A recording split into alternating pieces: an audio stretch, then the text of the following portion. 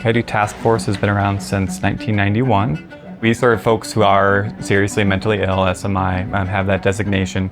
And this is an entirely peer-run organization, which means everybody who works here has some sort of personal lived experience with mental illness. And we use our own recovery stories to let folks know, hey, we know what you're going through, and that if you keep on working your way towards more recovery, it is going to happen for you. Clubhouse was the first program that we started. We have music group at 2 o'clock today, 2 to 3 in here. There are over 400 clubhouses around the world, and we are the only one in Arizona. We are employment focused. We focus on person-centered goals. When we meet people where they're at, whether they're having substance use combined with mental illness and diagnoses, being unhoused, and we collaborate as a team to try and help. People come in not speaking because of being isolated and are now working full-time jobs. International standards #1. Clubhouse members, they run the clubhouse, and they're making sure the place is clean and neat and ready to go. Would you like some help? Yes, please. Okay, it's upside down. Okay. Setting up our breakfast bars so people can have breakfast in the morning, and they will help with lunches. So they're doing all of that work, and that's what kind of drives them, is that they have that sense of ownership over the clubhouse. And the thrift store on the corner is actually part of the clubhouse. So it's an opportunity for folks to volunteer in a more work setting than the clubhouse is. Back here is where we receive our donations. We have some sorting standards. Over here is where they price the clothing, and then it goes into hanging and into the front of the store. In this area, this is where our members will bring the merchandise out. They will practice on the register. All right, looking at $4. All right, thank you. If they want to move over into the paid training, that's where we would move them over into the cafe, and then they can engage in also both programs. Welcome to Cafe 54. We provide work adjustment training in a restaurant environment on job skills in preparation for competitive employment. And the desserts are right there. Would you like a fresh rosemary roll? Would you like a fresh rosemary? Yes, please. Are you both on the same ticket? Yeah. All of our tips are funneled into an art foundation where we buy art supplies for individuals in recovery. And then if they want to display their art for sale, the proceeds go directly to them. We have coaches working in the kitchen, training individuals on everything from how to cut vegetables, how to run a dishwasher. So the one-on-one coaching is happening here. There's our executive chef, Kevin Powers, and our sous chef, Andrew Owens.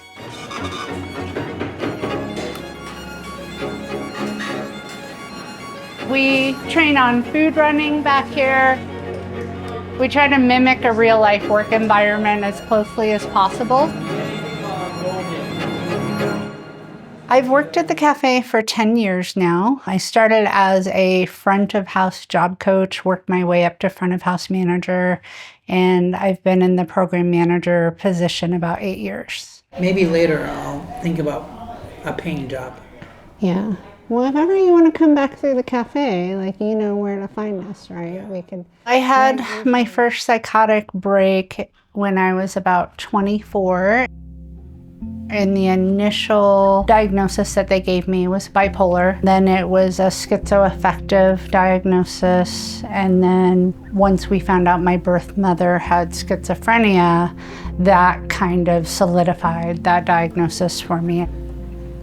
How was everything? It was delicious, thank you. When I was about 28, I did a lot of core work on myself, psychiatrist visits and psychologist visits. And at that time, co-occurring disorders was a new concept to treat substance use and mental health together, and had about 10 years of stability, owned my own home, got married, worked as a restaurant manager.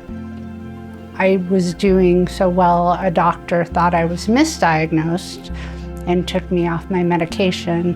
I did really well for 3 months. Then the voices began and hallucinations, and eventually I lost my job, went through a foreclosure on my home, went through a divorce, ended up homeless and in Pima County Jail, where they eventually did court-ordered treatment. It was life-saving for me. And so about a year later, I was released and was like, well, I can turn this into something positive, and got my peer support certification. Eventually was hired at Cafe 54, and rather than, live in a place of regret, to turn it around to something positive and change lives with my story.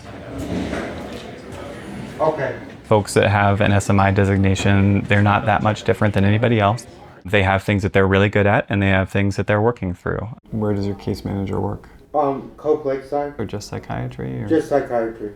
There's so many people out there that think that if you have a serious mental illness that you can't work, that you're never going to be able to work.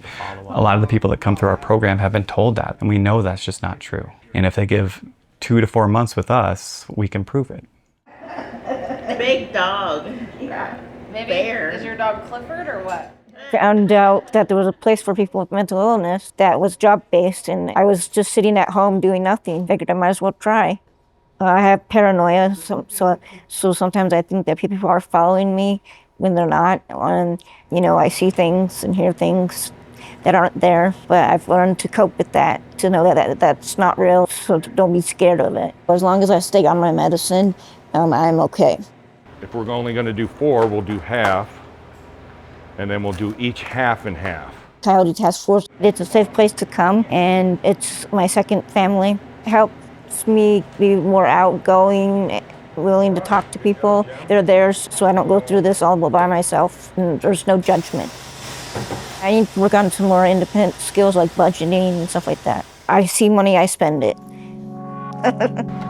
So what I want you to do is grab a lot.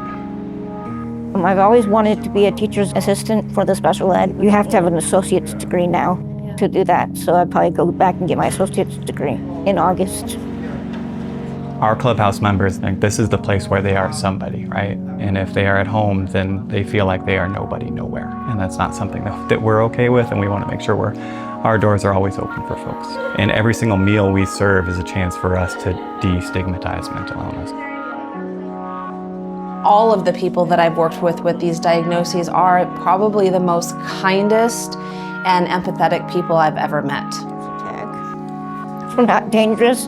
Just because we're a little different doesn't mean that you have to be fearful for your life. Here in these walls, for people to have that sense of community where it's okay to talk about symptoms, that can be a really important thing for people to belong. For us, our biggest worry is that if people aren't connected to programs like ours, they're not connected to anything. And then that leads to crisis. If we're talking about it just from a budget perspective, crisis costs more. With the Medicaid changes and potential cuts that are coming, many of our members could lose their supports and services. Well, that's going to look like frequent emergency room visits, hospitalizations, that then lead to the bigger things of homelessness and financial stressors, can potentially even lead to death for some people. But I'm optimistic that we will continue to move forward and help those populations. When I was out there homeless, I was, running around in my bare feet, talking to myself. And the one thing I want to say is that those lives have value.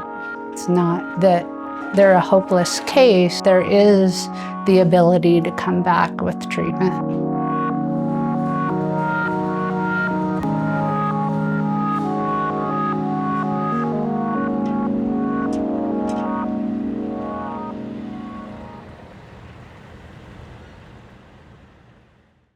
Hi, I'm Tom McNamara, host of Arizona Illustrated. Thanks so much for watching this story from our show. And for more local stories from Arizona Illustrated, just click right here.